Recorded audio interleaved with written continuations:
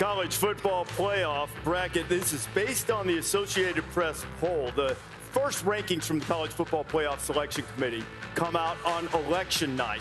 If you remember a few years ago, I told you who the president was going to be a few weeks later, so you don't need to watch the election returns. Just watch College Football Playoff Top 25, and we'll give you the playoff rankings and go from there. Right, there you go. College Football Playoff National Championship Trophy is brought to you by Dr. Pepper in Texas, hoping they can claim that thing for the first time since 2005. Now, I want to walk you through the bracket, and this is how it will look. Boise State ranked 15th in the AP poll, but they would get the 12 seed as the 5th highest ranked conference champion. The matchups they would have against Penn State, you'd have LSU, Alabama, Tennessee, Ohio State, Clemson, Georgia. These are the 4 highest ranked conference champions. They would get buys. That would be Texas, that would be Oregon, but you start seeing the rankings and you see how this is going to be different in seedings. Miami is ranked 6th, seeded 3rd. Right. Iowa State ranked 9th, seeded 4th. Already confused everybody. No, champions. All this is 4 champions, another champion, and then the at-large. And the thing that happens here, Kirk, it's not just these guys like the old days. All of these teams listed over here still in the hunt. The first couple of teams out are Notre Dame and BYU. Pat and I were talking before we came up here. I looked at this last night. I think I have 30 teams on October 19th that still have hope because of the conference championship. It's not just these. Look at this right here. Look at that. Look at tier. all these teams. We're in the middle of the season. In the past with 4 teams, it was 7 teams, 8 teams. Now it's 30 teams. Who do you really like? I think this team's dangerous, Clemson. I think these guys, they're going to have some big games that are going to be coming up. Yeah. Howdy! I think last one does. After last night, you know, them and Iowa State, but I'm just saying at large teams you try to find. I agree with you. I like BYU. I call this, you know, this the Jesse Jackson Keep Hope Alive segment. We're going to keep this hope alive. I like BYU. Indiana, big test today for Indiana against Nebraska. It's going to tell us a lot about Indiana. But what about that team right there? What about Army, How about baby? this sneaky one over here down in the corner? Navy is sneaky, too. The Navy, obviously, that's going to be a big one. They might Charlotte today. They might play back-to-back. Undefeated, okay?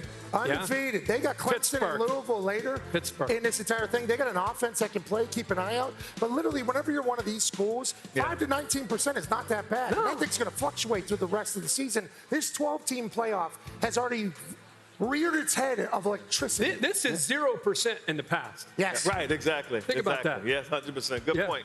And I think that having one of the service academies have a chance to get in the playoff is fantastic. That would have never happened before. You know, and that's to your point that they could play twice. Don't forget, Army's in the American now. Army and Navy, their regular season game doesn't count in terms of the conference standings. They can win the American and get into the playoffs. So what we have here, all kinds of teams with hope. Nick, what would you say if you were in charge of any of these teams who have hope and say, hey, we can make the playoffs? Coach said, I had enough of this damn hat.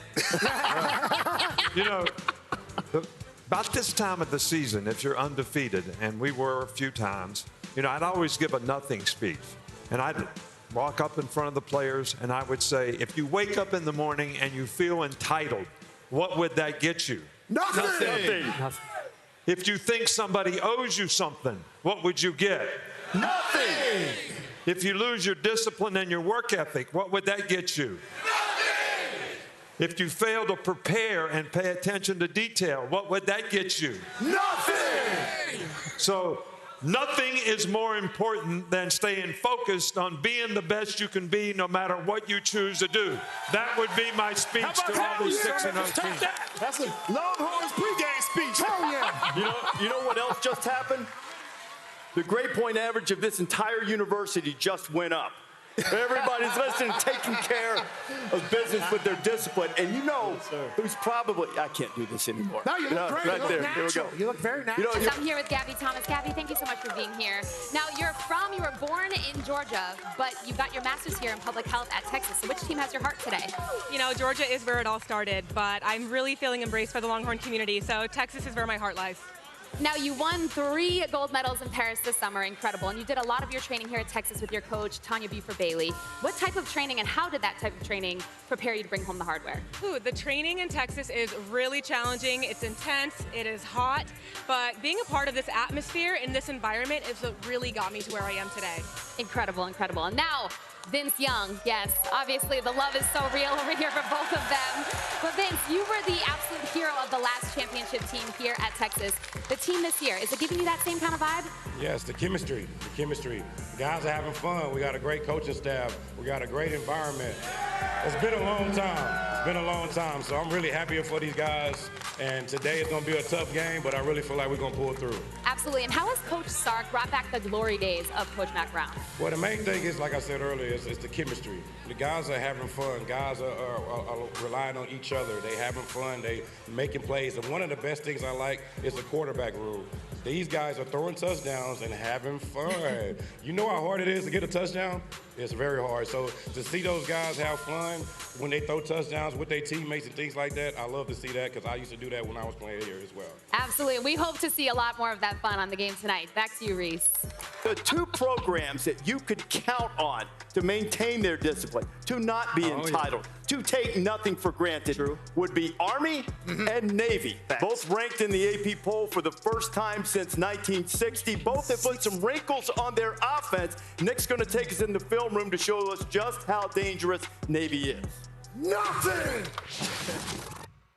Navy head coach Brian Newberry hired Drew Cronick as new offensive coordinator to try to give them some more explosive plays. Now, from a defensive standpoint, when you try to deal with what Cronick's doing, keeping option, but also incorporating some pro-style concepts, what are the challenges for the defense? Well, I think the biggest thing is players don't play that much against option football now. You got dive, quarterback, pitch, which we'll show you here, in a minute, but you got all the other things you need to defend. So on this play right here, the quarterback's going to read the outside backer. Here's the dive. They're going to create a pitch man here, and the quarterback's going to read this guy. He does not close, so he's going to hand the ball off on the dive. Gain 10 yards. They're going to come right back with the very same play, a little different formation.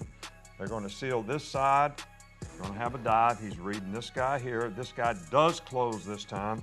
So you're going to see the quarterback pull the ball. So now you got a quarterback player, you got a pitch player, you pitch the ball.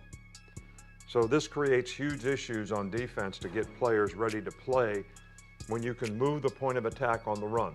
Now they get in a gun and they're going to run read, sweep, cue, power, which means this guard's going to pull. They're going to read the outside backer. If he overcloses, the quarterback's going to keep the ball on the perimeter. They seal the linebacker. Quarterback keeps the ball, explosive run. They never did that before. You never see Navy in the gun. And Horvath has been destroying people with the run and the pass. Now you're going to see the very same action out of this guy, and they're going to run read, sweep, cue, power with the guard pulling, but now it's going to be a play pass where they're going to go down the seam with these 2 guys, and you're going to see these 2 guys react, and you're going to see those 2 offensive players on this read, sweep, cue, power pass run right by both of them. So touchdown, explosive play. But then the real thing that's different is they break the formation here, and now they're in a traditional spread. And this quarterback is good enough to throw the ball, read coverage, make a decision. They're playing 3 deep zone, which you have to play to stop the option, and they throw the ball down the seam to the tight end for an explosive play. So you see, that's not what you would typically see out of a Navy offense beyond the dive, the quarterback, and the pitch. Their completion percentage on the season's up in the 60s. It was right around 50 last year. Yards per attempt is pretty much doubled. Does this give them a little more staying power in terms of staying in contention in conference races and maybe even dealing with teams that are more talented than them? I don't think there's any question about the fact that the more things they do, the more difficult they are to prepare for, will allow them and their type of disciplined player to have a better chance against even more talented teams.